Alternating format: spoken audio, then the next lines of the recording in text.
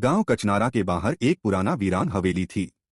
कहते थे कि वहां किसी समय एक तांत्रिक रहा करता था जिसने अपने हमजाद को जिंदा कर लिया था। लोग उस हवेली के पास भी जाने से डरते थे, क्योंकि रात होते ही वहां से किसी के हंसने, रोने और कभी कभी खुद के ही नाम पुकारे जाने की आवाजें आती थीं। राहुल नाम का एक लड़का था जो शहर से अपने दादा दादी के पास गांव आया था।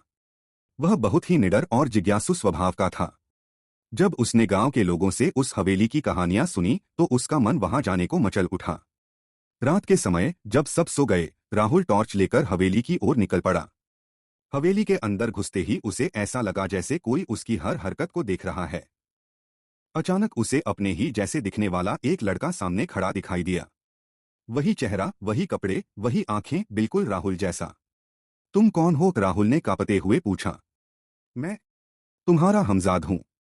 तुम्हारे डर, गुस्से और नफरत से बना हूं। अब मैं तुझसे अलग नहीं हूं।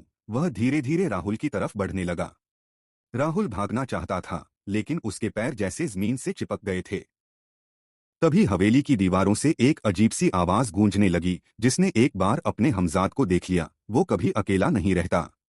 अगली सुबह गांव वालों को हवेली के बाहर राहुल की टॉर्च और चप्पलें मिली, लेकिन राहुल नहीं मिला। अब हर अमावस की रात उस हवेली में दो राहुल दिखाई देते हैं, एक असली, एक हमजाद। और अगर कोई उस रात वहां चला जाए तो वह भी अपने दूसरे मैं से मिल सकता है, शायद हमेशा के लिए। क्या तुमने कभी खुद को आईने में अजीब तरह से मुस्कुराते देखा है जब तुम मुस्कुरा नहीं रहे थे? शायद वो तुम्हारा हमजाद हो।